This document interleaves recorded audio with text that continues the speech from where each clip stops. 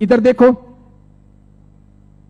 जावेद अख्तर हो, सलीम खान हो, नौसाद हो और महमूद खान हो, ये सभी ऐसे प्रोड्यूसर थे जो जन्म से मुसलमान थे, इरादे से मुसलमान थे, हैं भी। इसके सिवाय अन्य आए और इन लोगों को अपनी फिल्में चलानी थी। इन लोगों ने एक तौर तरीका चलाया कि मुसलमान होने के नाते हिंदुत्व का समर्थन कर नहीं सकते और हिंदू देवी देवताओं को अपने को भ्रष्ट बताना है। क्योंकि आप पुरानी फिल्में देखिए और आज की फिल्में देखिए, किसी भी अल्लाह को कभी गाली नहीं दी जाती, किसी मस्जिद के ऊपर सवाल नहीं किए जाते, कभी कुरान के बारे में कुछ बोला नहीं जाता। लेकिन हिंदू देवी देवताओं की फिल्मों में मजाक होगी। किसी भी हिंदू देवी देवता को मानने वाले पंडित पुजारी को भ्रष्टाचारी, नालायक, रेप करने वाला बताया जाएगा। लेकिन किसी पादरी को, किसी भी मौलवी को रेप करने वाला या भ्रष्ट काम करने वाला नहीं बताया जाएगा। ये सब योजनाएं थी, वो मुसलमान प्रोड्यूसरों ने आगे बढ़ाई। बढ़ाते बढ़ाते उन्होंने वहां बढ़ाई कि उन्होंने देखा कि किसको लाया जाए।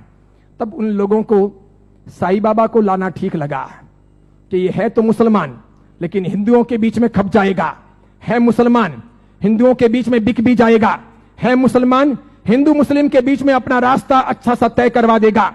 तो पहली आई 1977 में फिल्म अमर अकबर एंथोनी। ऋषि कपूर ने उसमें इस साईं बाबा के नाम पर एक लाजवाब गीत गाया, हाथों हाथ वो बिका।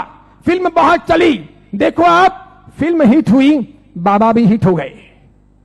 फिल्म हिट हुई, बाबा भी हिट हो गए। मुझे यह बताओ, साईं बाबा का कौन सा धर्म ग्रंथ है?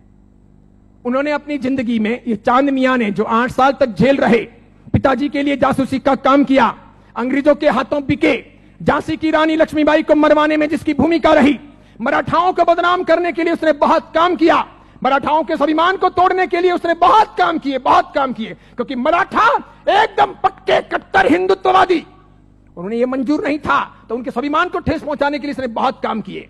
और उस आदमी को रातों रात साईं बाबा बना दिया गया, महिमा मंडित कर दिया गया। कैसी जोरदार ये सेल्स पॉलिसी थी, हाथों हाथ बाजार में बिके। कैसे बिके कि जब पहली बार 1918 में इन्होंने समाधि ली, तो 1918, 1919, 1920, 1921, 1922 का ऑडिट देखिए तो इनके शिरडी के साईं बाबा मंदिर का ऑडिट का आमदनी का स्रोत है 1800 रुपए, 2000 रुपए, 2500 रुपए, आखिर में है 3200 रुपए। 1918 से 1925 के बीच में 3200 रुपए की आमदनी वाले ये बाबा क्या हिट हुए, और पागलों की तरह हिंदुओं ने और जैनों ने कितना उनको हिट किया, कितने वो वहां गए, कितने मत्थे टेके और कितना पैसा बर्बाद किया कि आज शिरडी के साईं बाबा के मंदिर की वार्षिक आमदनी है 371 करोड़, 371 करोड़। वहां मुसलमान जाने वाले 5% भी नहीं, वहां जाने वाले मुसलमान 5% भी नहीं, और जाने वाले हिंदू और जैन 95%, पैसे खर्च करने वाले अधिकांश 95%। मुझे बताइए, हिंदू धर्म के कौन से ग्रंथ में इनके बारे में क्या लिखा है? उपनिषदों में, वेदों में, महाभारत में, रामायण में, उसके बाद के किसी साहित्य में कि कभी शिरडी के साईं बाबा होंगे या हुए हैं, क्या वो फरिश्ते हैं, वो कोई अवतारी हैं, वो कोई हिंदू देवी देवता हैं? बिल्कुल नहीं। लेकिन हिंदू धर्म को भ्रष्ट करने, उनको बहलाने फुसलाने के लिए काम किया गया और ये सफल हो गया, सफल हो गया। हाथों हाथ ये बिक गए। आज तो देखिए, आज हिंदुस्तान के अधिकांश हिंदू मंदिरों में हिंदुओं के देवी देवता छोटे हो गए हैं, साईं बाबा बड़े हो गए हैं। हिंदुओं के देवी देवता साइड में हो गए हैं, साईं बाबा प्रमुख हो गए हैं। हिंदुओं के देवी देवता कम कमाऊ हो गए हैं, साईं बाबा अधिक कमाऊ हो गए हैं। जिसको भी अपनी दुकानदारी चलानी हो और भगवानों के नाम पर, देवी देवताओं के नाम पर पैसा कमाना हो, साईं बाबा की मूर्ति ला दो। आप भी प्रयोग कर सकते हो। दुकान बराबर नहीं चलती हो तो दुकान के बाहर बिठा दो, धनाधन उसका गल्ला अच्छा चलेगा, आपकी दुकान के गल्ले से भी अच्छा। बस ऐसी बात हो गई। चमत्कारों के तौर पर मुझे बताइए कि उन्होंने क्या किया, उनसे क्या हुआ? बताइए कि शिरडी जाने वाले सभी लोग अमीर हुए, सभी की गरीबी दूर हो गई, सब लखपति करोड़पति हुए, अरबपति हुए? क्या सभी के दुख दूर हो गए? जो वहां गए और हर साल जाते हैं, क्या वे बीमार नहीं पड़ते? क्या उनके घर में बाल बच्चे बराबर पैदा होते हैं, वे वांझिए नहीं रहते? क्या उनके वहां पर किसी का एक्सीडेंट नहीं होता, दुर्घटना नहीं होती? क्या शिरडी जाते हैं और मानते हैं उनके सब ख्वाब पूरे होते हैं? बताइए मुझे।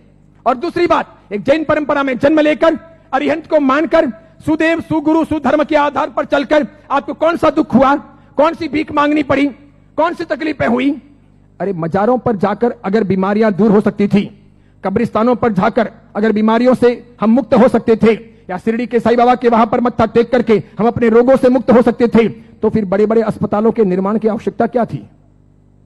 बीमारियां जब मजारों पर और शिरडी के साईं बाबा के वहीं पर दूर हो जाएगी, तो फिर अस्पतालों की जरूरत क्या है। कितनी बड़ी मात्रा में हिंदुओं का शोषण हो रहा है।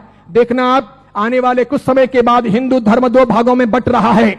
आज मैं उद्घोषणा कर रहा हूं, यह बहुत बड़ी भविष्यवाणी है। इन दोनों के बीच में गहरा संघर्ष चलेगा और इन दोनों के बंटवारे में, इन दोनों की लड़ाइयों में दूसरे धर्म के लोग हावी हो जाएंगे।